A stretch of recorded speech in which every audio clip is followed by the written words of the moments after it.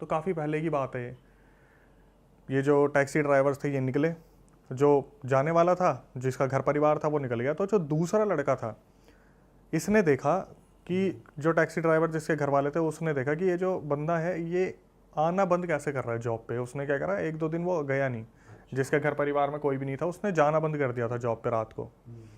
तो इसको थोड़ा अजीब सा लगा कि यार चलो ठीक है इसका खर्चा कम है, लेकिन कंपनी निकाल दे, कुछ ऐसा हो जाए, कोई बात हो जाए तो इसको तो टेंशन होनी चाहिए, क्योंकि जिनके घर परिवार में सब कुछ है उनकी ज़मीन जायदाद भी है, लेकिन इसके कुछ ऐसा व्योत नहीं था।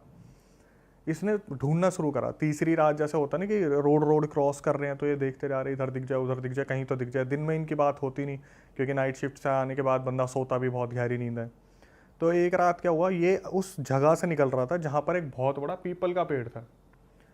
जो अपना घर परिवार वाला ड्राइवर था ये वहाँ से निकल रहा था। इसकी नज़र पड़ती है कि यार ये बंदा टैक्सी लगा के किससे बात कर रहा है।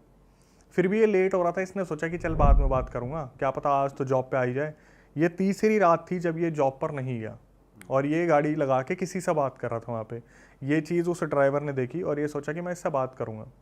ये अपनी ड्यूटी पे चला गया। अब कंपनी में यही बात हो रही थी कि भाई वो क्यों नहीं आ रहा, सुरेश उसका नाम रख लेते हैं कि सुरेश क्यों नहीं आ रहा है। तो इससे पूछा गया, इसका नाम अनिल रख लेते हैं। अनिल से पूछा गया कि यार तेरे तो गांव का है, तू बात कर, उसकी नौकरी चली जाएगी, हमें भी ज़रूरत है। एक बंदा है ड्राइवर जो 2-3 साल से काम कर रहा था, उसने अचानक से आना बंद कर दिया। तो अनिल बोलता है कि मैं एक बार उससे कल बात करता हूँ, आने से पहले मैं पूछ के आऊँगा क्या दिक्कत है। तो अनिल जब अगले ही शाम जाना था तो उससे पहले वो उससे मिला सुरेश से उसने पूछा कि भाई क्यों नहीं आ रहा। वो बोला भाई देखिए नौकरियां तो मिलती रहेगी, लेकिन जीवन में हम सफ़र बहुत कम मिलते हैं, और मुझे एक लड़की मिली है, उससे मेरी बातचीत हुई है और मैं कोशिश कर रहा हूँ कि मैं उससे शादी कर लूँ। तो ये बोलता है भाई अब एक लड़का है तो हिचकिचाहट एकदम से होती है, तेरे को कहाँ से मिल गई, कौन मिल गई, मुझे भी मिलवा। तो ये बोलता है कि वैसे वो कम मिलना प्रेफर करते हैं, लेकिन ठीक है आज जब तू जाएगा ना तो मिलता हुआ निकल जाइए। भाई ये बंदा उससे बात करके एक टाइम डिसाइड करते, जैसे रात के 11 बजे मैं वहीं मिलूंगा, नौकरी तो मैं दूसरी देख लूँगा, जब तू वहाँ से निकले तो बता दियो मेरे को, लाइट वाइट हॉर्न वगैरह मार दियो, मैं मिलवा दूंगा तेरे को भाभी से। ठीक है। तो अनिल निकला अपनी गाड़ी लेके और उसने देखा कि 11 बजे सही वहाँ पर जहाँ पर सुरेश ने बताई थी, सुरेश ने वहाँ पर गाड़ी लगा रखी है और आराम से बात करने लग रहा है। तो इसने क्या करा, पीछे से जाके ना ऐसे टैक्सी के पीछे बजा देते हैं कि मैं आ गया हूँ, लेकिन मेरे को डिस्टर्ब भी नहीं करना है, कि अगर ये इंटरेस्टेड होगा तो खुद देख लेगा अनिल। तो अनिल बाहर निकलता है, बोलता है ओह आ गया तू, मिल के ही जाएगा, मुझे लगा शायद तू सीधा निकल जाएगा, नौकरी वाला आदमी है तू तो। 2 मिनट का हंसी मजाक हुआ, उसके बाद क्या हुआ, सुरेश ने बोला भाई मिलवा भी दे, अब मेरे को निकलना भी है। तो जो अनिल था उसने बोला कि चल मतलब मिलवाता हूँ तेरे को। अनिल जो था मतलब जो बंदा था उसने क्या करा, बोला कि आगे आ जाए एक बार गाड़ी के, और तू अभी वो उतरेगी नहीं, मैं कोशिश करूँगा उसे उतारने की, लेकिन ज़्यादा होच पोच मत करियो, क्योंकि उसे मिलना ज़्यादा पसंद नहीं है। तो जब ये बंदा जाता है तो ये देखता है कि भाई गाड़ी में तो कोई भी नहीं बैठा, ये बंदा बात किससे कर रहा है। अब ये अपनी तरफ से जो था अनिल वो बोलना शुरू करता है कि कैसी लगी तेरी भाभी, है ना, सुंदर है ना। ये अपनी तरफ से, इसे समझ में आ गया था पीपल का पेड़ है, नीचे गाड़ी लगा रखा है, कोई ना कोई यहाँ पे सीन सपाट है। इसने वहाँ पे रिएक्ट नहीं करा, इसने सिर्फ ये बोल दिया कि भाई मानना पड़ेगा तेरी पसंद बहुत अच्छी है, और नीचे पैर काँप रहे थे, पिंडियाँ काँप रही थी। इसने बोला कि चल ठीक है भाई, अब मैं तो तेरे को बेस्ट विशेष दूंगा कि तू अपनी ज़िंदगी में अच्छा करे। और ये बहुत डरा हुआ था उस टाइम पे। इसने क्या करा, अपनी गाड़ी पकड़ी और ये वहाँ से 9 तो 11 हो गया। इसने इस तरीके से रिएक्ट किया कि इसने उस लड़की को देखा है, बाकायदा एक्टिंग कर। हाँ, इसने वही होता ना कि एक इग्नोर करने की चीज़ करी कि मैंने उस लड़की को देखा, लेकिन ये अपने आके चुपचाप वापस बैठ गया और वहाँ से निकल गया। उस दिन के बाद ये कभी उस लड़के से मिला ही नहीं जो उस लड़की के साथ था। अनिल से कभी नहीं मिला सुरेश, ये सोच के कि भाई मेरे साथ कुछ गलत ना हो जाए, क्योंकि ये पता नहीं किस चक्कर में आ रखा है।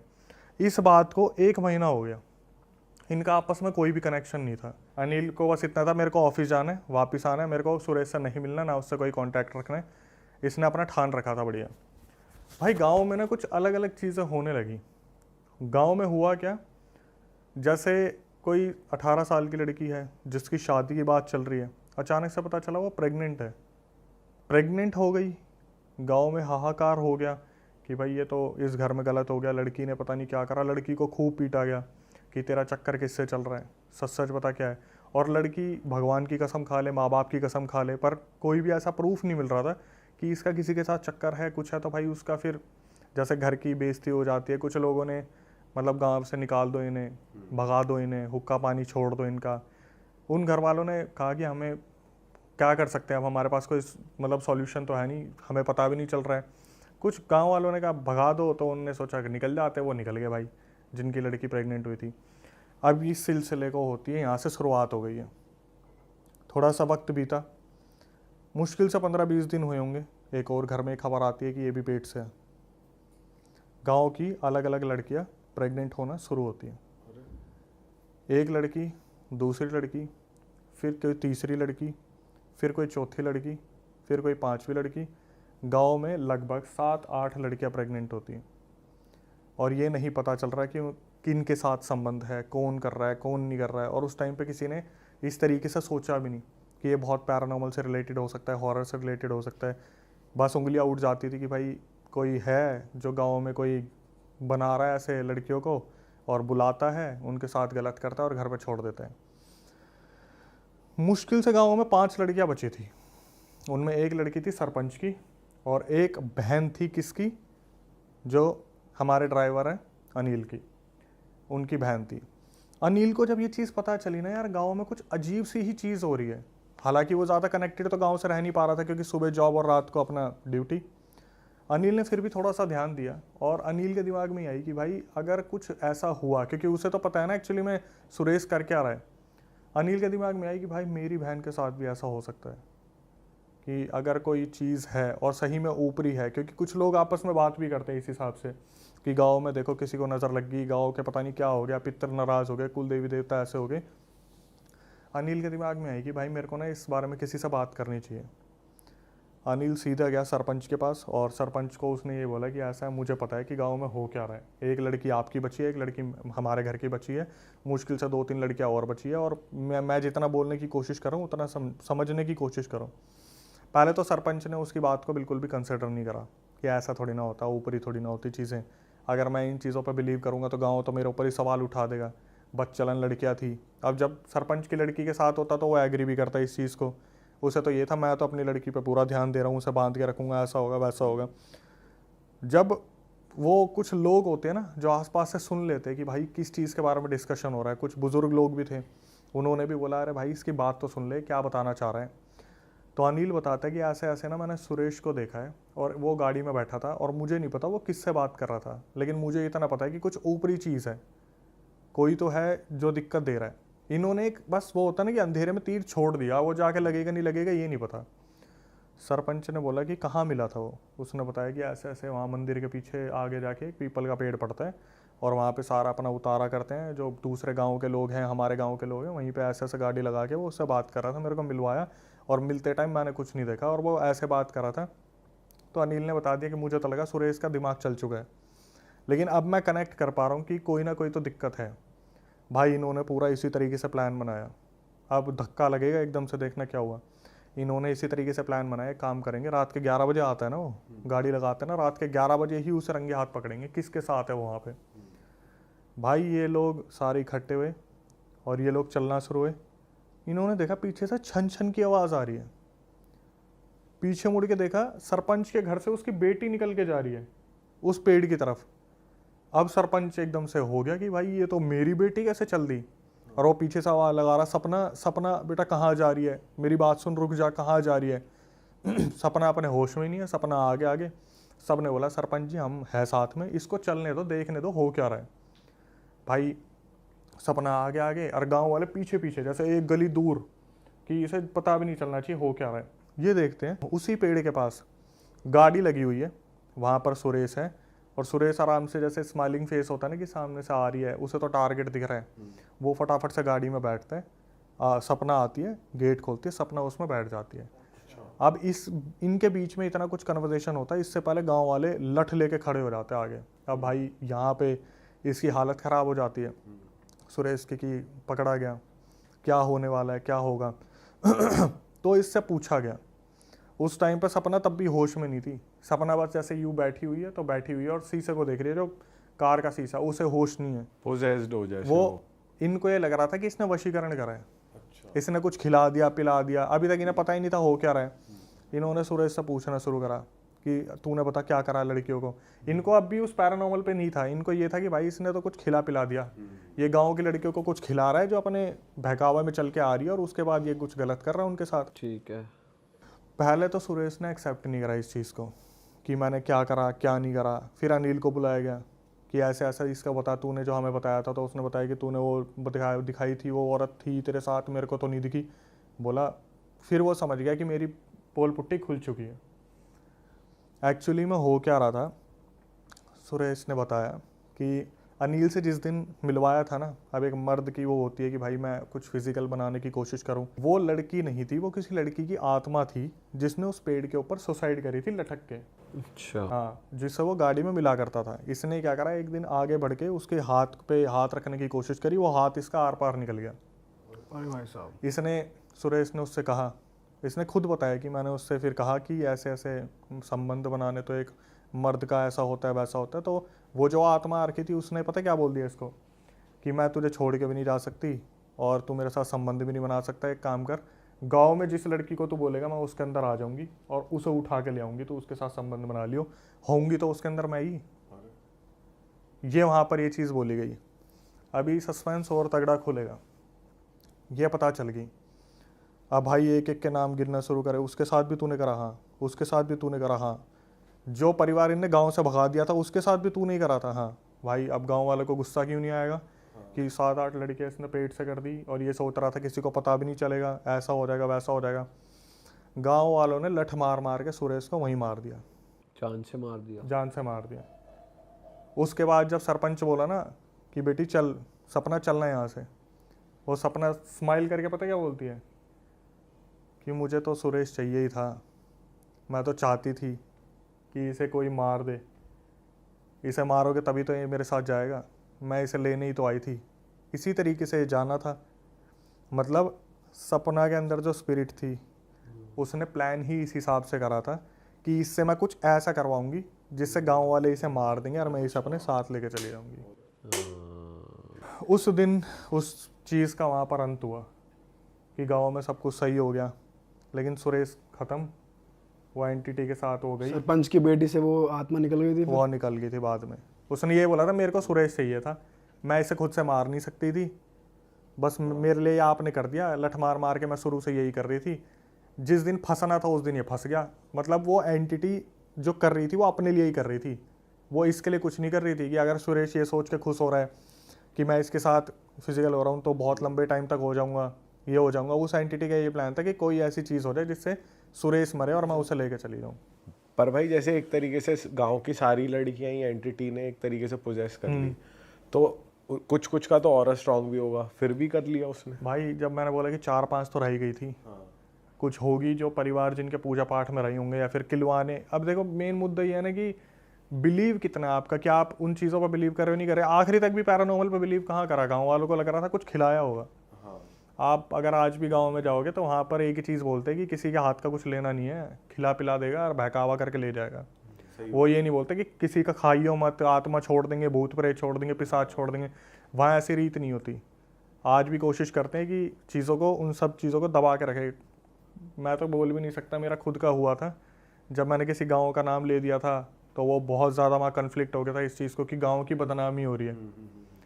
तो गांव इस चीज़ से बहुत डरता है कि हमारे गांव की बदनामी हो, क्योंकि एक बार गांव अंदर ही अंदर पता है कि ये नेगेटिव एनर्जीज भी होती हैं, वो वैसे बोलते नहीं है। भाई गांव से बेहतर कौन समझ सकता है इस चीज़ को। सही बात है। जो 8 बजे 9 बजे सारे घरों में पैक हो जाते हैं, कोई तो रीज़न होगा। सही बात है भाई। और गांव के जैसे हम बात करते हैं यूपी, अब तो शहर तब्दील होता जा रहा है, लेकिन यूपी हो गया, महाराष्ट्र हो गया, महाराष्ट्र से तो फिर भी बहुत कम है, मध्य प्रदेश हो गया, राजस्थान, हरियाणा, ये तो लिस्ट है पूरी जहाँ से ऐसे ऐसे केसेस हमारे पास आते हैं। तेरी सासू ने तो देखा था ना उस लड़की को, यहाँ पे कुटिया थी ना, चले एक बार वहाँ पे तेरी सासू माँ से बात करते हैं। ये पहुँचे सासू माँ के घर पे वहाँ लगी हुई थी भीड़। अब ये जब अंदर गए तो इन्होंने देखा कि सासू माँ उसी पोजीशन में पड़ी है, मरी हुई, शरीर नीला और खून शरीर में है नहीं। जो नानी थी, ये पूछना शुरू करता है नाना से ये क्या हुआ, तो नाना बताता है भाई ये तो सोई थी और पता नहीं क्या ही हुआ, इसके कौन सा बिच्छू लड़ गया, इसके पता नहीं सांप लड़ गया, हुआ क्या समझ में नहीं आया।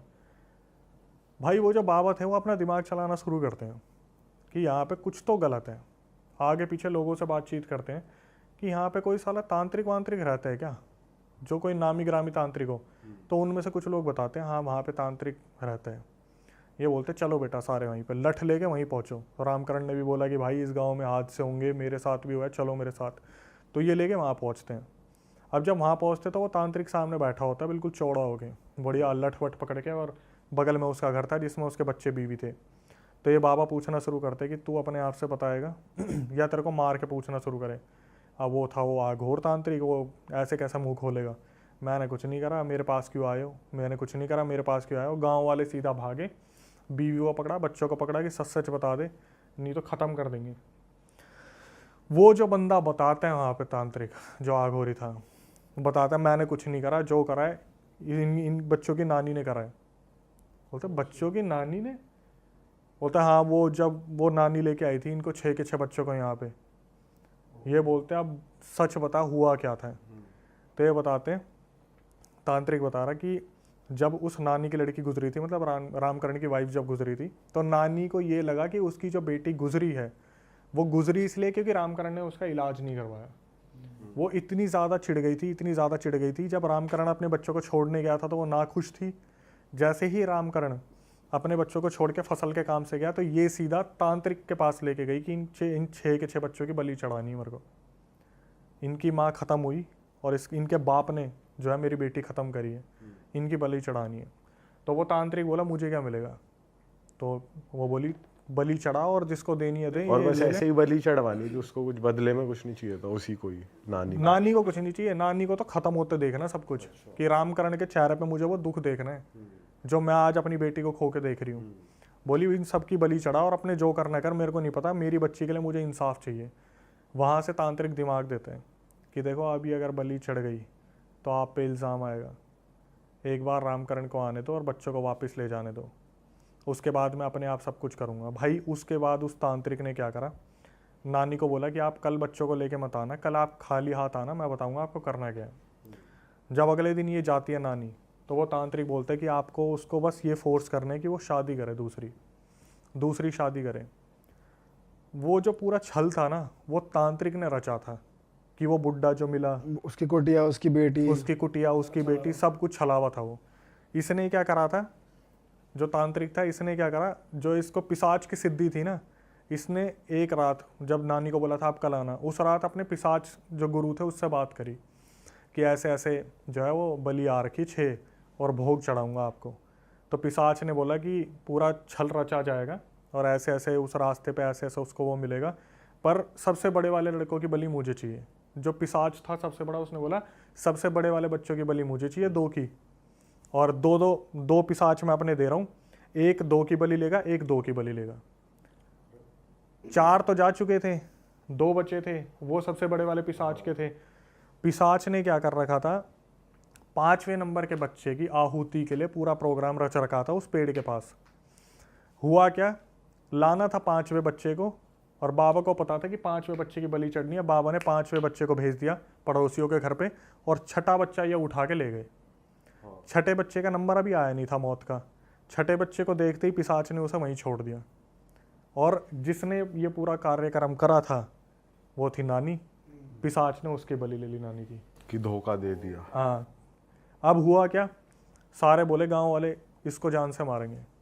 वो बोले नहीं नहीं नहीं, इसको नहीं मारेंगे हम, इसको यहीं छोड़ दो इस तांत्रिक को। अब गांव वाले ये बोल रहे ये क्या कर रहे हो आप, ये कल को किसी और के साथ करेगा।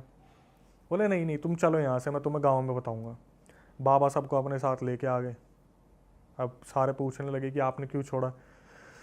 बोला इसे ऐसे कर्मों की सज़ा खुद मिलेगी। जो 6ठे बच्चे की बलि है ना, अब वो पिशाच इसी की बलि लेगा। 5वें बच्चे की जगह नानी गई, 6ठे की जगह ये जाएगा। अब आते हैं अगले किस्से पे, और मैं कह रहा हूँ आपके पिटारा जो सबसे डरावना किस्सा है ना, अब वो लेकर आओ। ठीक है, अभी फिर एक रीसेंट स्टोरी आई जिनका नाम अंकिता है। उन्होंने बताया, कम से कम आधे पौने घंटे की रिकॉर्डिंग थी। पहले मैंने सुनी, फिर बात करी कि मैं लड़की में कितनी हिम्मत है। उन्होंने बताया कि बेसिकली वो बिहार से है और रह रहा उनका परिवार जम्मू के अंदर है। तो उन्होंने बताया कि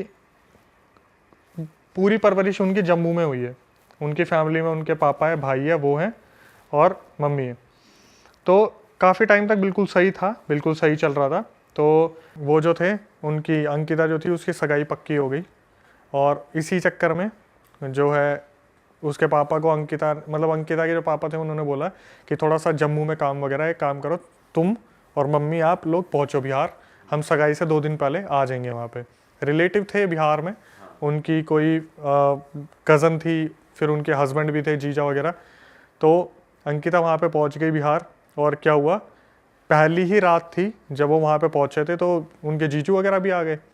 अब भाई उनका प्लान बनता है, जीजू की फरमाइश आती है कि हमें तो अंकिता के हाथ का चिकन खाना है। अब शादी हो जाएगी तो इसके बाद पता नहीं कब खाना होगा, और बिहार में नॉनवेज को काफ़ी प्रेफरेंस मिलती है, ठीक है।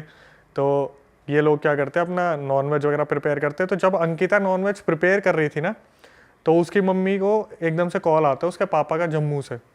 वो क्या करती है, बात करती करती अपने पीछे वाले गेट से, उनके पीछे एक बगीचा था, वहाँ बहुत बड़ा गड्ढा था, वहाँ पे बात करते करते निकल जाती है। तो ये खाना वाना कर लेती है सब कुछ, और जब ये उनके जीजू वगैरह के सामने खाना सर्व करती है, इतने में उसकी जो मम्मी है वो फ़ोन पे बात करती करती अंदर भी आ जाती है। तो खाना खाने के बाद नॉर्मली कन्वर्सेशन चल रही थी, तो खाना वाना उनका जीजू वगैरह का डन हो जाता है। टाइम हो रहे थे रात के 10:30 पौने 11 हो रहे थे। तो सारे बर्तन वर्तन रखते हैं वो, चलो भाई धोने की बारी आ गई, और जीजू वगैरह बोलते हैं कि चलो अब हम जाते हैं। तो जीजू को उन्होंने ऊपर वाले रूम में स्टे करवा रखा था उस दिन की, कहाँ जाओगे, आज यहीं रुक जाओ। अब क्या हुआ, इतने में सारे बर्तन धो दिए, तो अंकिता अपनी मम्मी को बोलती है कि चलो मम्मी खाना खाते हैं। तो अंकिता की मम्मी बोलती है कि बेटा ऐसा है, मेरे को तो भूख लग नहीं रही, तू खा ले। और काफ़ी परेशान, जैसे जम्मू में कुछ बहुत तगड़ा हुआ है जो उसे बताया है। तो अंकिता ने रिकॉर्डिंग में बोला मुझे कि अक्षय सर आप बिलीव नहीं करोगे, मेरी मम्मी ने कुछ खाया ही नहीं था सुबह से। और जो एजिड फीमेल होती है ना, उनको भूख लगती है। रात के 11 बज गए थे, बोलते बोलते कि मम्मी खा लो, मम्मी खा लो। वो बार बार इग्नोर कर रही है, नहीं मुझे अभी नहीं खाना, मुझे अभी नहीं खाना, ठीक है। तो अंकिता ने क्या करा, खाना खा लिया अपनी मम्मी के बिना। और थोड़ी देर में उनके फियोंसे का फ़ोन आ गया, तो वो अपने फ़ोन पे बात ही कर रही थी। तो ये अपनी मम्मी की तरफ देखती है, तो इसकी मम्मी क्या कर रही थी, अपने एक हाथ पे, दूसरे हाथ से अपने हाथ पे यूं नाखून मार रही थी ऐसे। तो इसको थोड़ा सा अजीब लगा कि ऐसी क्या बेचैनी हो रही है। तो ये अपनी मम्मी को बोली कि मम्मी क्या हो गया, आप मुझे बताओगे। तो बोली कुछ नहीं हुआ ना, तू एक काम कर, सो जा, अभी मेरे को परेशान मत कर। और धीरे धीरे उनका रवैया जो है वो चेंज होता जा रहा है, धीरे धीरे अचानक से ऐसा हो रहा है। तो जब उन्होंने देखा ना 11:30 बज गए, पौने 12 हो रहे हैं, अभी तक खाना नहीं खाया, तो उसने बोला कि मम्मी अब ऐसे नहीं चलेगा, प्लीज़ आप देखो मेरे बोलने पे ना खाना खा लो। इसकी मम्मी ने क्या कहा, एकदम से बोली कि रुक जाए 1 मिनट, पहले मैं हाथ धोया हूँ, और सीधा चलने लगी वॉशरूम की तरफ, और भागकर गेट के बाहर भाग गई। अंकिता वहाँ पर बैठ के देखती रहेगी ये क्या हुआ एकदम से। तो अंकिता ने क्या बताया कि थोड़ा बाहर ना बारिश सा मौसम हुआ था, और बारिश भी हुई थी, टिमटिमाती कुछ बूंदें गिरी होंगी। अंकिता बोली अक्षय सर मैं भागी बाहर, और जैसे गेट के बाहर भागी ना, 2 बार तो मैं स्लिप हुई हूँ, गिरी वो। उसने जाके उठ के देखा तो उसकी मम्मी जो बगीचे में गड्ढा था ना, वहां पर पैर लटका के बैठी हुई है और ऐसे ऐसे हिल रही है। तो ये पीछे से आई, एकदम से अपनी मम्मी को बोला कि मम्मी मम्मी क्या हुआ आपको। इसकी मम्मी ने एक बार तो कंधा झटकाया, जैसे हाथ हटाते ना, फिर इसने एकदम से पकड़ा, मम्मी क्या हुआ बताओ ना, पापा ने कुछ बोला है, कुछ बात हुई है। तो इसकी मम्मी ने जब इसकी तरफ मुड़ के देखा, मुंह पूरा सफ़ेद, आंखें दोनों काली, और ये अंकिता को एक ही बात बोल रही है, निकल जाए यहाँ से, इससे पहले मैं तेरे को जान से मार दूँ। टोन हो गई चेंज, पूरी टोन चेंज।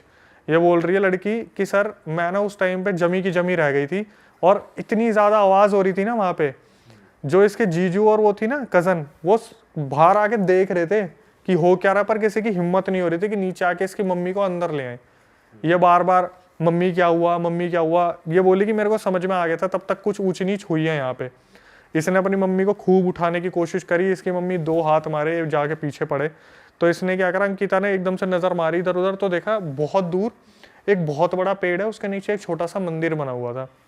इसने बोला कि अक्षय सर मेरे तो दिमाग में बस एक ही बात है, दुर्गा माता, हनुमान जी प्लीज़ मेरी मम्मी को ठीक कर दो, मैं अपनी मम्मी को ऐसी हालत में देख नहीं सकती। और इसने क्या करा, अपनी मम्मी का हाथ पकड़ा, कीचड़ में रगड़ती रगड़ती रगड़ती रगड़ती अपने घर में लेके आ गई अपनी मम्मी को, और अंदर ले जाके एकदम से कमरे में बैठाया कि आप पागल वागल हो गए, क्या कर क्या रहे हो, अगर कोई दिक्कत है तो आप मुझे बताओ ना। और इसने क्या करा, भगवान का नाम लेना शुरू कर दिया। तो इसकी मम्मी अंदर जाके बैठ गई, और फिर एकदम से आँख खोली तो वो नॉर्मल थी, वो मुंह सफ़ेद, काली आंखें ठीक हो गई। तो उसकी मम्मी ने बोला कि मुझे किसी से बात नहीं करनी, मुझे अकेला छोड़ दो। और आवाज़ अलग ही निकल रही थी मुंह से, तो कुछ था।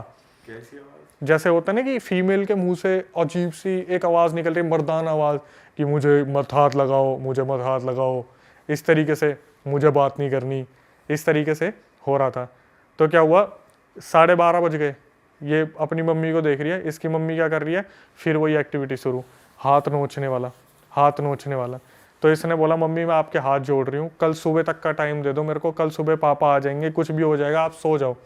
इसकी मम्मी ने इसकी तरफ देखा, एक बार मुस्कुराई, एक स्माइल दी, मुंह इधर करा और एकदम से लेट गई।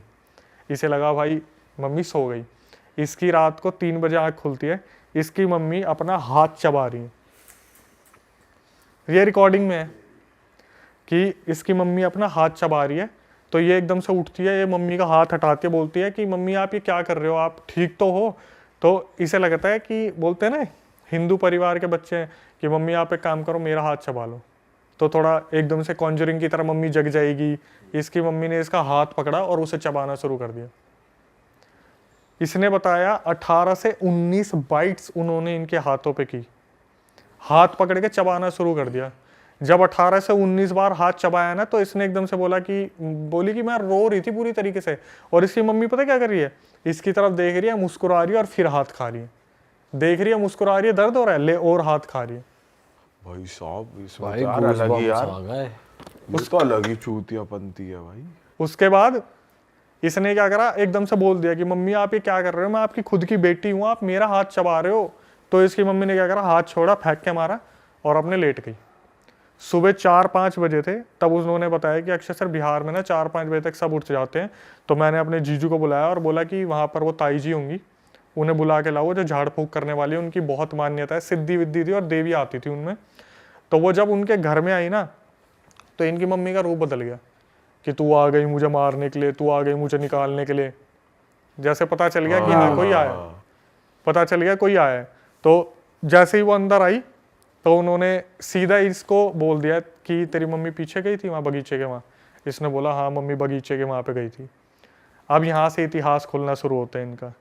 तो जो इसकी मम्मी के अंदर आ रखा था, तो उससे पूछा कि अब तू बता तू है कौन और ये कर क्यों रही है तू, या कर क्यों रहा है, क्या सीन क्या है। तो उसने बताया कि ये राजपूताना ख़ानदान से हैं और जो मैं हूँ वो एक नीच जाति की लड़की थी। इनके पहले पूर्वजों में जो हवेली बनी हुई थी ना, उसमें जो लड़का रहता था उससे मैं बहुत प्यार करती थी और वो लड़का मुझसे बहुत प्यार करता था। हमारे बीच में रिलेशन बन गए थे और मैं प्रेग्नेंट थी। मैं नीच जाति की थी, मैं गांव में रहती थी। मैं इनकी हवेली में गई एक दिन और मैंने जो इनकी बड़ी माँ थी उनसे बोला कि ऐसे ऐसे मैं आपके लड़के से प्यार करती हूँ, मुझे आप जो है एक्सेप्ट कर लो। तो उसकी माँ ने बोला कि पता तो चल गया था भाई, बहुत गंदी बेइज्जती होने वाली है गाँव में कि ये लड़के ने क्या हरकत कर दी।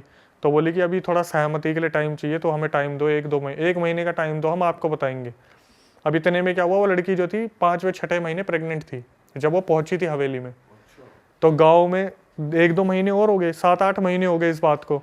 तो गांव में उस लड़की को ताने मारने शुरू कर दिए कि बिन ब्याही माँ हो गई, कुंवारी थी, ऐसा हो गया वैसा हो गया। अब ये लड़की उस लड़के के लिए इतना लॉयल थी कि इसने बताया नहीं कि उससे हुई हूँ, कि उनके परिवार की इज्जत ऐसी हो जाएगी। ये क्या हुआ, 8वें-9वें महीने में फिर दोबारा पहुंच गई। पहुंचने के बाद बोली माँ मेरे को एक्सेप्ट कर ले, मेरी गांव में पूरी धज्जियाँ उड़ा दी, मेरी कोई इमेज नहीं रह गई है, मेरे को बहुत ज़्यादा गंदा व्यवहार है, ऐसा कर दिया। तो उसकी माँ ने एक बार पूछा तू मुझे बस इतना बता, तूने किसी को बताया हमारे बारे में? बोली मैंने नहीं बताया। इशारा करती है पीछे से, उसके सर पर डंडे मारने शुरू कर देते लोग, जो अंदर के होते हैं सिपाही वगैरह, डंडे वंडे मारते हैं और वो हालत कर देते हैं। उस लड़की की डंडे लगते लगते ही डिलीवरी हो जाती है। बोला ना पेट पे मारा, इधर मारा उधर मारा, तो प्रेशर हुआ एकदम से, उसने झटके से बेबी को बाहर निकाल दिया। उस हवेली में उन्होंने क्या करा, जन्मे बच्चे को भी जान से मार दिया, उस लड़की को भी जान से मार दिया और रात को चुपचाप पता कहाँ दफना दिया, अपने उस वाले घर के गड्ढे में। और वो लड़की जाते जाते मरते मरते श्राप दे गई कि तुम्हारे यहाँ की जितनी भी औरतें हैं, जो जो इस हवेली में रहेगा, मतलब वो घर, उसकी बलि होगी। मतलब वो खत्म है फिर वो सीधा। खत्म है, चाहे औरत हो चाहे उसकी तरफ हाथ कर दिया था अंकिता की तरफ कि इसकी शादी है ना, इससे उस शादी से पहले इसे खत्म कर दूंगी मैं। जो आई थी उन्होंने कैसे ना कैसे उस टाइम उसको उस बॉडी से अलग किया, उनकी मम्मी की बॉडी से, और हाथ जोड़ लिए कि आप बिहार छोड़ दो, आप बिहार आने ही मत। अंकिता की शादी हो गई, वो मुंबई में रह रही है, उसके पेरेंट्स जम्मू में रह रहे हैं, और ये वाला घर ऐसे ही बंद पड़ा हुआ है। ओ भाई ये तो कुछ अलग ही सीन है भाई। वो हाथ चबाने वाला। इस वाली में हो गए भाई रोंगटे खड़े। भाई यार भाई ये तो बहुत ही दर्दनाक सीन है भाई कि और बच्चे को ये भी मार दिया भाई। आपको खुद बताया। भाई साहब यार क्या कर रहे हैं भाई लोग, किसी भी हद तक जा रहे हैं यार, हद होगी यार। ये तो पुराना इंसिडेंट है जो उसने बता दिया, ऐसे पता नहीं कितने अब केस उनकी होते शादी होंगे। को कितने साल हो गए? अप्रोक्सीमेटली 3-4 साल हो गए, और उन्होंने बताया भी ये चीज़ कि अक्षय सर आज भी मेरे हस्बैंड मुझसे पूछ लेते कि ये निशान कैसे हाथ पे, आज तक वो निशान नहीं गए जो मम्मी ने काटे थे। तो जब उन्होंने बोला था कि इसकी भी शादी होने वाली होगी तो मैं इसको छोड़ूंगी नहीं, तो वो उसका उस चीज़ का उपाय कैसे हुआ? वो जो आई थी ना फीमेल, उन्होंने वहां पे 2-3 घंटे तक यज्ञ किया है। बस इतना कर दिया कि इस अभी के लिए निकाल दूं जब तक ये यहाँ से चले जाए, क्योंकि बोलते हैं ना कि रावण ने भी क्या बोला था, मुझे ये देव नहीं मार सकते, ये नहीं मार सकते, वो नहीं मार सकते थे, लेकिन रावण ने ये नहीं कहा था कि मुझे इंसान नहीं मार सकता। रावण ने इंसान को इतना ये सोचा कि इंसान मुझे क्या ही मारेगा, तो राम के नाम पर जो जन्म हुआ था राम भगवान के, कि इंसान के रूप में रावण ने भी एक छोड़ दिया था। तो इसमें उसने क्या कहा था कि इस हवेली में जो रहेगा, जैसे भूल भुलैया में आपने देखा है हवेली में आओगे, तो वो वाला था कि हवेली छोड़ दी, भाग तो गए तो फिर बच सही गए। हो। हाँ आओ कभी हवेली पे।